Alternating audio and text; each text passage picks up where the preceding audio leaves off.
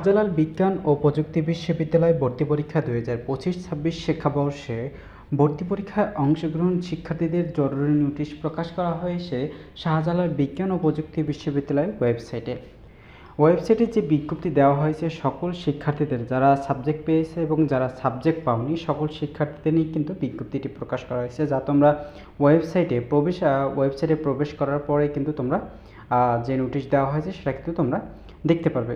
Basically এখানে বলা হয়েছে শাহজালাল বিজ্ঞান ও প্রযুক্তি বিশ্ববিদ্যালয় ভর্তি পরীক্ষা 2025-26 শিক্ষাবর্ষের দ্বিতীয় মাইগ্রেশন প্রক্রিয়া চালু হতে যাচ্ছে।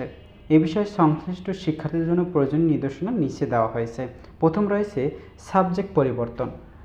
যে সকল শিক্ষার্থী মাইগ্রেশনের জন্য তাদের বাছাইকৃত বিভাগ পরিবর্তন করতে চান অথবা মাইগ্রেশন চালু অথবা বন্ধ করতে চান, আগামী 26 তারিখের মধ্যে এটি কিন্তু করতে হবে।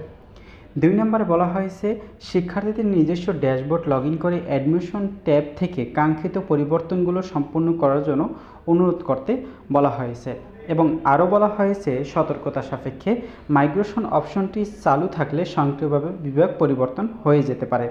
একবার মাইগ্রেশন সম্পূর্ণ হয়ে গেলে কোনোভাবেই পূর্বের বিভাগে ফিরে আসার সুযোগ থাকবে না। বেসিক্যালি শিক্ষার্থীরা তোমাদের এখানে বলা হয়েছে যে কোনো শিক্ষার্থী এই মেরিট লিস্টে যে কোনো একটি সাবজেক্ট পেয়েছে, এখন তুমি এই সাবজেক্টটা পরিবর্তন করে উপরে যে সাবজেক্টগুলো রয়েছে তোমার চয়েস লিস্টে উপরে যে সাবজেক্টগুলো রয়েছে ওখান থেকে একটি সাবজেক্ট পেতে চাচ্ছ। এখন তোমাকে তাহলে তোমার মাইগ্রেশনটা বন্ধ করতে চালু রেখে দিতে হবে। চালু করার জন্য তোমাদের প্রসেস প্রয়োজন নেই, বাট বন্ধ করার জন্য, অর্থাৎ তুমি এখন একটি মেরিট লিস্টে যে কোনো একটি সাবজেক্ট পেয়েছো, এখন তুমি ওই সাবজেক্ট নিয়ে পড়াশোনা করতে চাচ্ছ, সেক্ষেত্রে তোমাকে 26 তারিখের মধ্যে কিন্তু বন্ধ করতে হবে।